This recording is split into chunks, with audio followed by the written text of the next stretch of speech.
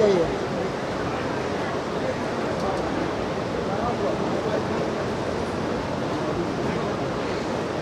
बिहार सरकार के माननीय शिक्षा मंत्री श्री सुनील कुमार जी, माननीय सदस्य विधान परिषद सर हमको हट निकालना एवं federation of university teachers association के महामंत्री प्रोफेसर संजय कुमार सिंह जी,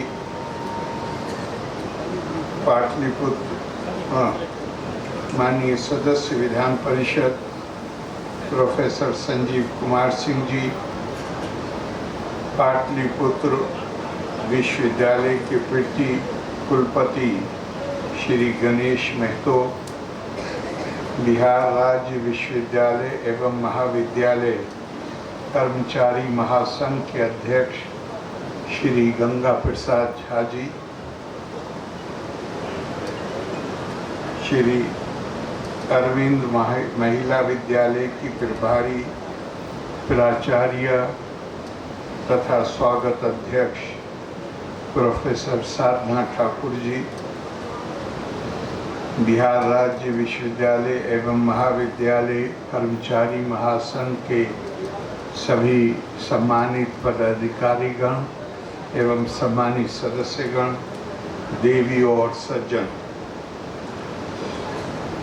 मैं कुछ यहाँ बोलने के लिए लिख कर लाया था, लेकिन उसे छोड़कर आपकी जो बातें सुनी उससे प्रेरित होकर आपसे कुछ बातें कहना चाहूँगा। सबसे पहले तो ये विद्यालय श्री औरोबिंदो के नाम पर इसका नामकरण है। श्री औरोबिंदो महान स्वतंत्रता संग्राम सेनानी, शिक्षाविद, आध्यात्मिक गुरु, और अगर मैं कहूँ कि चैतन्य आत्मा थे तो गलत नहीं होगा। उन्होंने हम सब के मन मस्तिष्क में उनकी गहरी छाप है, उनका बड़ा नाम है, और मैं ये आशा करता हूँ कि हमारे व्यवहारिक जीवन में भी हम उनकी शिक्षा से प्रेरणा लें।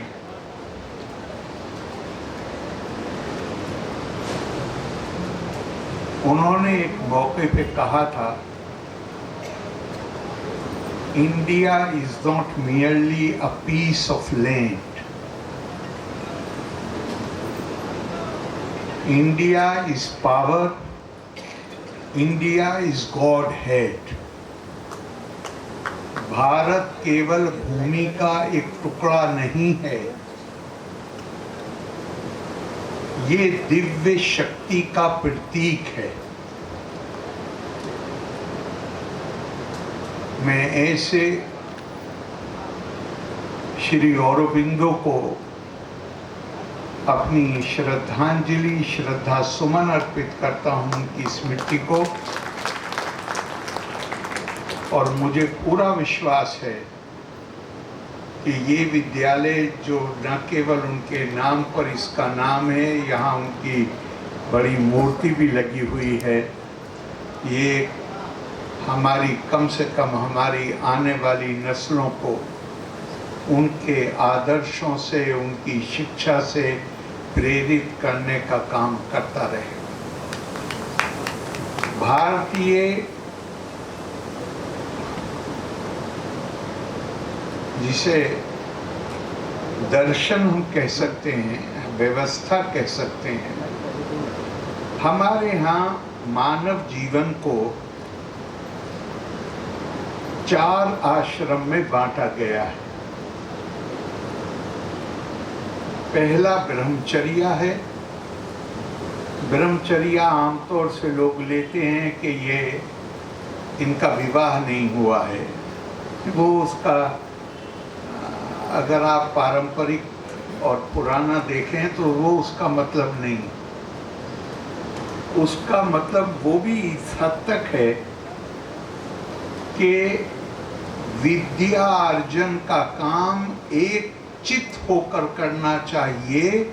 इसलिए जब तक विद्या अर्जित करनी है तब तक कोई ऐसा काम नहीं करना है जिसमें ध्यान बट जाए। ब्रह्मचर्या असल में हमारी परंपरा में उस जीवन के उस काल को कहा गया है जिसे हम विद्यार्थी कहते हैं। विद्या अर्जन का जो काल है वो ब्रह्मचर्या। तो यहाँ यूनिवर्सिटी विद्यालय से संबंधित लोग बैठे हैं जो उन विद्यार्थियों से उनकी का हर वक्त संबंध है, उनके लिए वो काम करते हैं। अभी हमारे माननीय मंत्री जी ने कहा स्टूडेंट सेंट्रिक, जहां हमारा पूरा ध्यान केंद्रित रहना चाहिए कि हम शिक्षा को कैसे बेहतर बना सकते हैं, हम विद्यार्थियों के लिए कैसे बेहतर वातावरण पैदा कर सकते हैं, कैसे शिक्षा के स्तर को ऊंचा उठा सकते हैं। और मैं यहाँ विद्यार्थियों से हटके, चूंकि चाहे शिक्षक हों और चाहे शिक्षकेतर कर्मी हों, आप हम सब भी उसमें शामिल हैं। जो लोग भी व्यवहारिक जीवन में हैं, जहां वो अपनी आजीविका कमाने के लिए मेहनत करते हैं, उसको हमारे यहाँ कहा गया है गृहस्थ आश्रम। और ये भी बहुत स्पष्ट बताया गया है कि गृहस्थ आश्रम जीने की कला क्या है, उसका तरीका क्या है। ब्रह्मनिष्ठो गृहस्था स्यात् तत्ज्ञान परायणा यद यद कर्मा पिरकिर्विता तद ब्रह्माणि समर्पयेत्।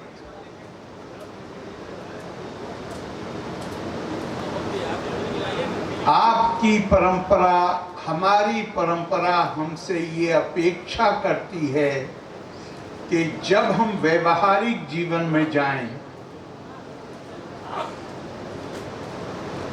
जहां हमें कर्म करने हैं, काम करना है, हमारे काम करने का अंदाज ऐसा होना चाहिए, ऐसा निष्ठा भाव होना चाहिए,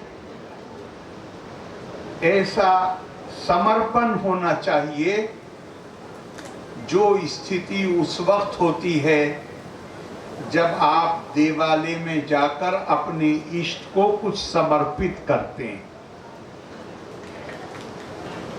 क्या इससे बेहतर कोई और तरीका हो सकता है इंसान को कर्तव्य परायणता सिखाने का? मैं जो कुछ भी कर, इस्लामी परंपरा में इसको तकवा कहा गया है।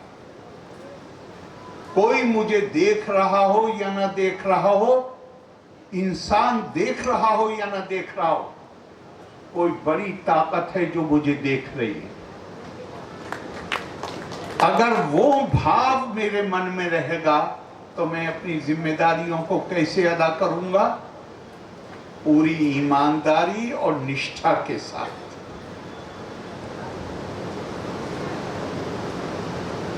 उसमें यह संभव नहीं है कि किसी का कागज में दबा के बैठ जाऊं। उसमें यह संभव नहीं है कि मेरे किसी काम से किसी को पीड़ा पहुंचे, तकलीफ पहुंचे, ये संभव नहीं रहता। और मेरा ईमानदारी से ये मानना है कि हम अपनी, हमारे प्रधानमंत्री जी ने 2 साल पहले लाल किले की प्राचीर से पंचकरण की बात की थी। उसमें एक प्रण था, अपनी एक प्रण है कि भारत की गौरवशाली शैक्षणिक परंपरा को पुनर्जीवित करना, जिसमें विश्व गुरु शब्द का बार बार प्रयोग होता है, और दूसरा था अपनी सांस्कृतिक विरासत पर को जानना, और अगर हम जानेंगे तो उस पर गर्व करेंगे। वो क्यों जरूरी है? मेरा मानना है कि लंबी गुलामी के नतीजे में हम अपनी विरासत से थोड़ा हमारे जहनों पे धूल पड़ गई। हमें उसे दोबारा अपनी विरासत को समझने की जरूरत। दो शब्द बहुत महत्वपूर्ण हैं।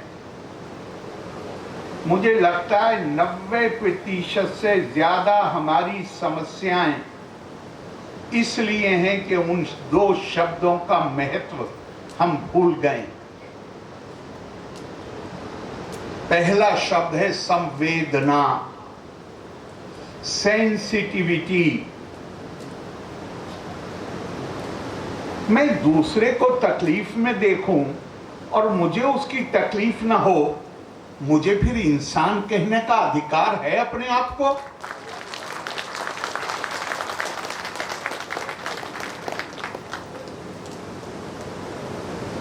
और इसका तरीका क्या शानदार तरीका है हमारी संस्कृति का। जो सबसे बड़ा आदर्श है इस संस्कृति का वो है एकात्मता। तुम्हारी शक्लें अलग हैं, तुम्हारी भाषाएं अलग हैं, बोलियां अलग हैं, तुम्हारे रस्मो रिवाज अलग हैं, तुम्हारी खाल का रंग अलग है। इस विविधता का सम्मान करो। तुम्हारी इबादत के पूजा पाठ के तरीके अलग हैं। इस विविधता का सम्मान करो, स्वीकार करो, लेकिन यहां रुको नहीं।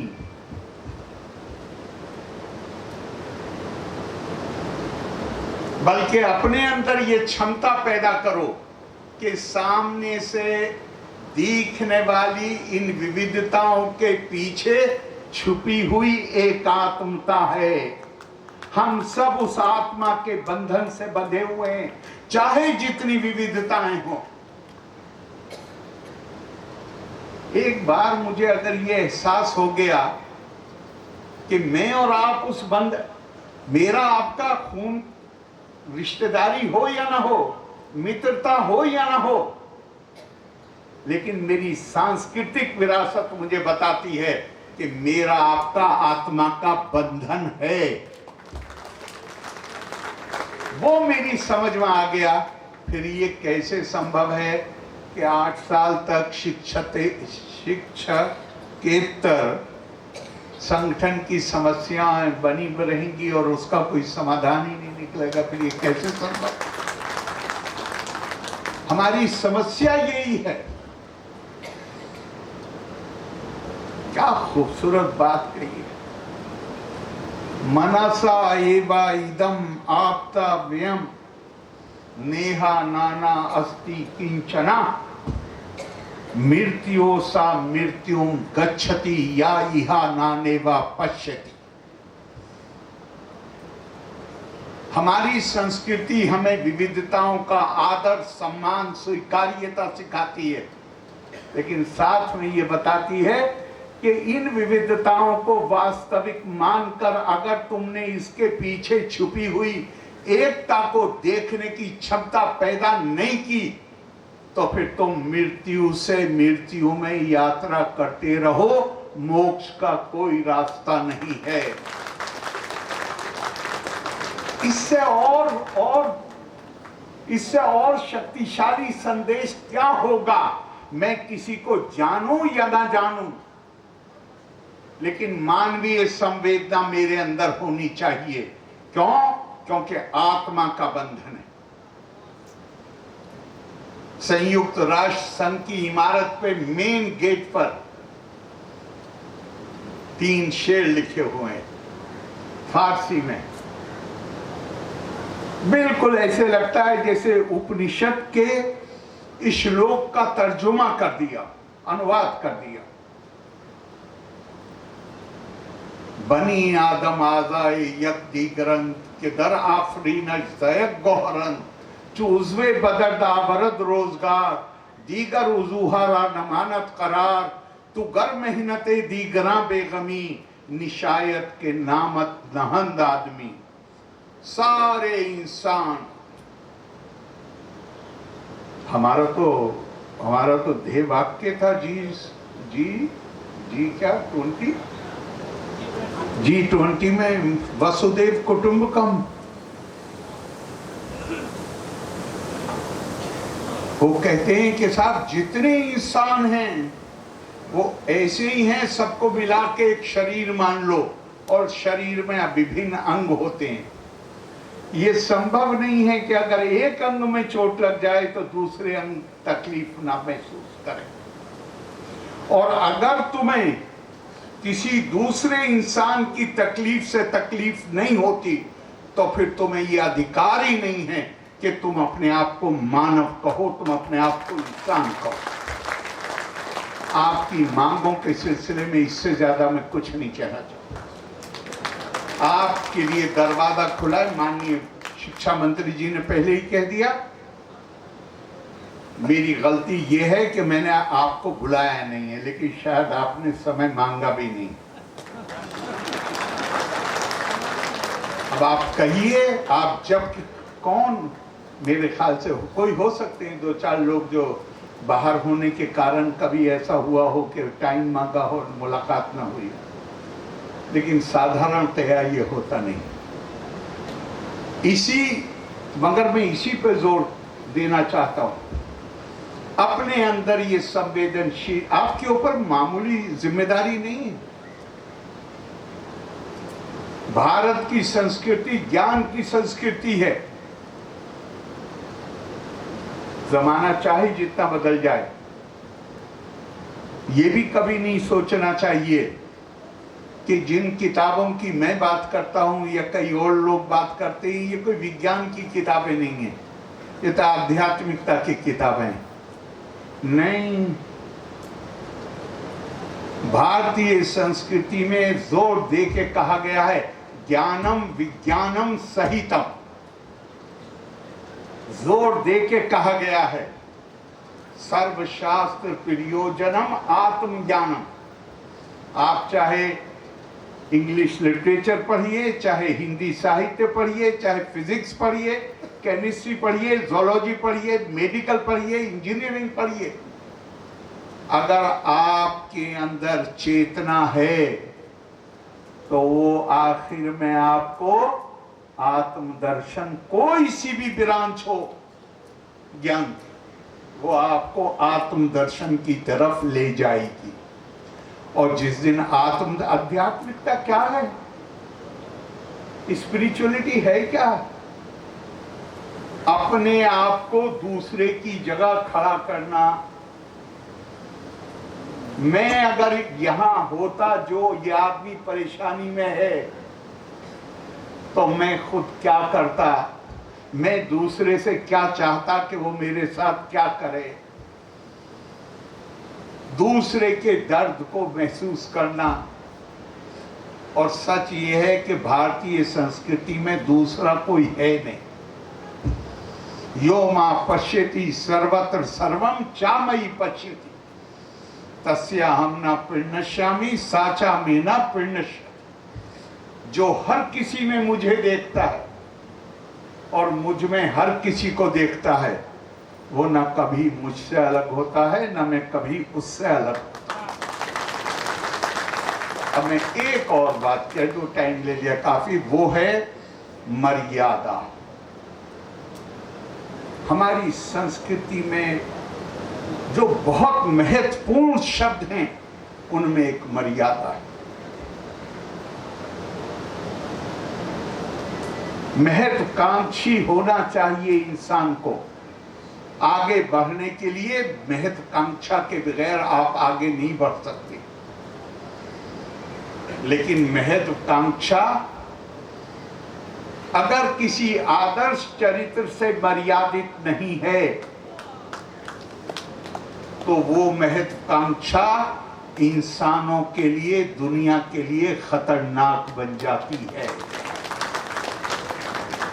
मर्यादा का मतलब है मैं अपने निजी फायदे के लिए कोई उस सीमा का उल्लंघन नहीं करूंगा जिससे दूसरों को नुकसान हो चुके। श्रूयत्वा धर्मा सर्वस्वम श्रुत्वा चेवा वधार्यतम आत्मना प्रतिकूलानि परेशान न समाचरे। जो चीज मेरी आत्मा के अनुकूल नहीं है, जो चीज मुझे स्वीकार नहीं है, वो व्यवहार में दूसरों के साथ नहीं करूंगा। ये मर्यादा। मैं रोजाना मैं लोगों से मिलता हूं और मैं आपसे सच कह रहा हूं, जो कुछ मुझे यूनिवर्सिटीज के बारे में और पूरी यूनिवर्सिटी की बात कर रहा हूं मैं, जो कुछ लोग आके बताते हैं मेरा सर शर्म से झुक जाता है। मेरी ये भी हिम्मत नहीं होती, मेरी समझ में नहीं आता क्या करूं, इसलिए कि अगर मैं कुछ ऐसा काम करूं। देखिए आज माननीय मंत्री जी का विजिलेंस बहुत एक्टिव है, मौके पर ही पकड़ा जा सकता है लोगों। लेकिन गांव की एक मिसाल है कि अपना पांचा उठाओगे तो अपना घुटना दिखेगा। बिहार की शिक्षा पर बुरा नाम आएगा। मैंने कई मौकों पे अपने आप को रोका है और मैंने हाथ जोड़ के कहा सबसे कि मैं कोई आपको आदेश नहीं दे रहा हूं, मैं आपसे विनती कर रहा हूं। मैं आपको सच कहूं, मेरा बस चले तो शिक्षा मंत्री जी नहीं, मैं भी इस पे पाबंदी लगा दूं कि यूनिवर्सिटी को हम कोई निर्देश दे सकते हैं। यूनिवर्सिटी को तो ऐसी इज्जत होनी चाहिए, ऐसा सम्मान होना चाहिए। मैंने केरला में कई दफा अपनी भाषण में कहा, मैं आदर्श की दृष्टि से देखता हूं।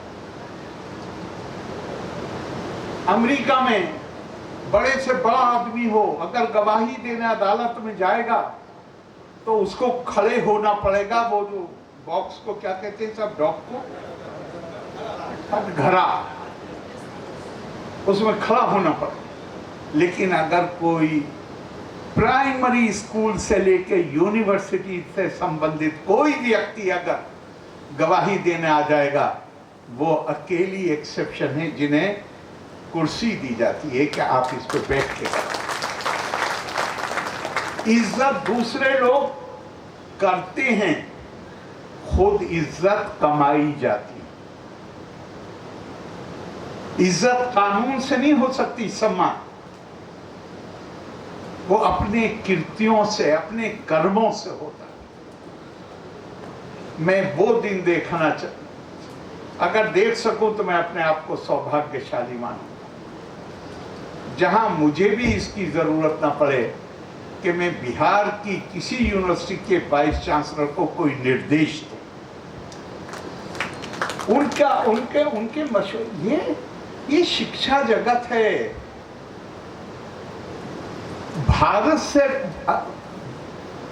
भारत के अलावा दुनिया का कौन देश हो सकता है जिसको शिक्षा का महत्व और शिक्षकों की, और शिक्षक काम नहीं कर सकते अध्यक्ष जी जब तक आपके लोग वो माहौल नहीं बनाएंगे जो शिक्षा के अनुकूल है। तो मैं आपको भी उसमें ही शामिल करता हूं। समाज पूरा इज्जत कर, तो बस मैं चाहूंगा हमारे काम ऐसे हों जिससे समाज में, हमारे अंदर नहीं, समाज में संवेदना पैदा हो। समाज में मर्यादा के प्रति सम्मान पैदा हो, और फिर अगर ये करने में हम कामयाब होते हैं तो मुझे तो कोई संदेह नहीं है कि बहुत ज़माना नहीं लगेगा, हम एक आदर्श स्थिति, अगर नहीं तो कम से कम आदर्श स्थिति की तरफ हमारा मार्ग शुरू हो जाए। मैं खुश करने के लिए नहीं कह रहा हूं, लेकिन मुझे बिहार के शिक्षा मंत्री की योग्यता और संवेदनशीलता पर पूरा विश्वास है। और मुझे पक्का यकीन है, इसलिए कि जितनी अब तक जो भी समस्याएं, जहां हम चाहते हैं यूनिवर्सिटी की स्वायत्तता रहे, मैंने अभी आपसे कहा कि मैं तो आदर्श स्थिति चाहता हूं जहां चांसलर की हैसियत से मुझे भी कोई निर्देश ना देना पड़े। मैं चाहता हूं कि यूनिवर्सिटीज किसी भी सरकारी हस्तक्षेप से आजाद रहे,